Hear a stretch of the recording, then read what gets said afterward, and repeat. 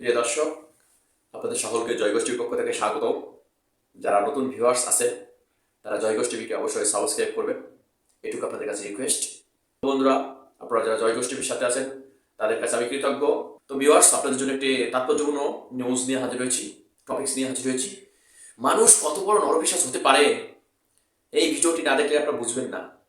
আমাদের বাংলাদেশের কিছু কিছু মানুষ এতটা নরপিশাচ, এত পাষণ্ড হতে পারে, এই ভিডিওটা না দেখলে বুঝবেন না।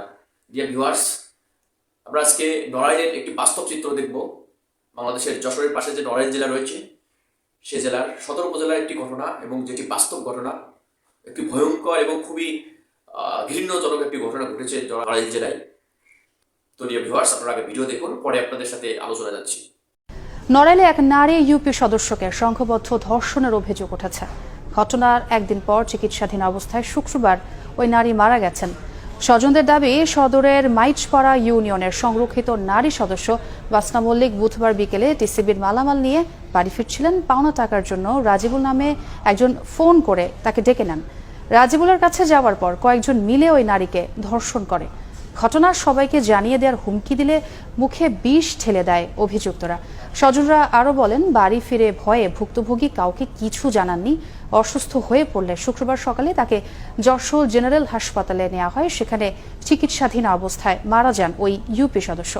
নড়াইল সদর উপজেলার সংরক্ষিত ওয়ার্ডের এক নারী ইউপি সদস্যকে দলবদ্ধ ধর্ষণের পর বিস্ফোরকে হত্যার অভিযোগে একজনকে আটক করেছে পুলিশ। গত শনিবার ভোরে মাগুরার শালিকা উপজেলার হরিশপুর থেকে তাকে আটক করা হয়। আটক ব্যক্তির নাম ফারুক মোল্লা, বয়স 50 বছর। তিনি নড়াইল সদর উপজেলার দৌলতপুর এলাকার ওসমান মোল্লার ছেলে। এই ওসমান মোল্লার ছেলে অন্যতম এবং প্রধান অভিযুক্ত এই ভয়ানক এবং এই ঘৃণ্যজনক দুর্ঘটনার বা এই যে অপরাধ করেছে, যে নারীকে ধর্ষণ করেছে, তার প্রধান অভিযুক্ত এবং প্রধান পরিকল্পনাকারী এই ফারুক মোল্লা। নড়াইল সদর থানা পুলিশের ভারপ্রাপ্ত কর্মকর্তা ওসি সাজেদুল ইসলাম আজ দুপুরে প্রথম আলোকে বলেন, ঘটনা শোনার পরপর পুলিশ এলাকা পরিদর্শন করেছেন। এ ঘটনায় মামলা প্রক্রিয়াধীন রয়েছে। পরিবারের অভিযোগ খুবই গুরুত্ব সহকারে দেখছি। ইতিমধ্যে আমরা একজনকে আটকও করেছি।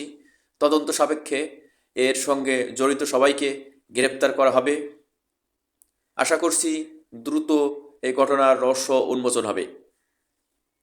নিহত ব্যক্তির ছেলে ও পরিবারের অভিযোগ, গত মঙ্গলবার সকাল থেকে টিসিবির মালামাল বিতরণ শেষে বাড়ি ফেরার পথে স্থানীয় যুবক রাজিবুল পাওনা টাকা দেওয়ার জন্য ওই ইউপি সদস্যকে ফোন করেন। এরপর তিনি টাকা আনতে তার ইউনিয়নের এক ব্যক্তির বাড়িতে গেলে রাজিবুল সহ কয়েকজন তাকে ধর্ষণ করে এবং 2 লাখ টাকা চাঁদা দাবি করে। ভুক্তভোগী নারী বিষয়টি সবাইকে জানিয়ে দেওয়ার হুমকি দিলে তার মুখে জোর করে বিষ ঢেলে দেওয়া হয়। সেখান থেকে বাড়িতে ফিরে ভয়ে তিনি কাউকে কিছু বলেননি। তিনি অসুস্থ হয়ে পড়েন। অসুস্থতা বাড়লে পরদিন বুধবার সকালে তাকে যশোর জেনারেল হাসপাতালে ভর্তি করা হয়। এ সময় তিনি ছেলের কাছে তার ওপরে নির্যাতনের বর্ণনা এবং জড়িত ব্যক্তিদের নাম বলেন। নিহত ওই নারীর ছেলে বলেন, মায়ের সঙ্গে হওয়া ঘটনা বর্ণনা দিতে দিতে মা আমার হাতের উপর মারা যান। আমার মায়ের সঙ্গে যারা এসব করেছেন, আমি তাদের কঠিন বিচার চাই, ওদের ফাঁসি চাই। আমার মা যেন সুষ্ঠু বিচার পান, আমার আর কিছুই চাওয়ার নেই। গতকাল যশোর জেনারেল হাসপাতালের আবাসিক চিকিৎসক কর্মকর্তা বজলুর রশিদ বলেন, প্রাথমিকভাবে ধারণা করা হচ্ছে ওই নারীকে ধর্ষণ করে বিষ খাওয়ানো হয়েছে।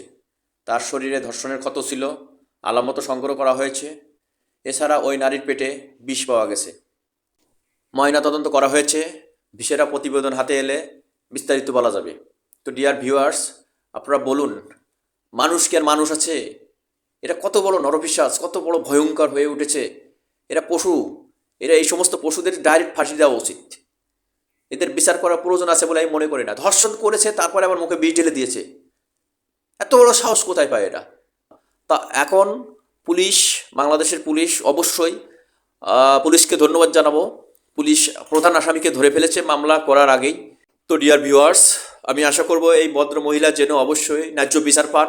আসামির জন্য চূড়ান্ত এবং ভয়ঙ্করতম সাজা হয়, যাতে আগামীতে কেউ এমন ভয়ানক ঘটনা ঘটাতে সাহস না পান। তো ভিউয়ার্স, আপনাদের যদি এই বিষয়ে কোনো মন্তব্য থাকে বা কমেন্টস থাকে, অবশ্যই কমেন্ট বক্সে কমেন্ট করবেন। আর আপনারা সবাই ভালো থাকবেন, সুস্থ থাকবেন। আপনাদের সুস্বাস্থ্য কামনা করে আমি আমার সংক্ষিপ্ত ভিডিওটি শেষ করছি। Thank you.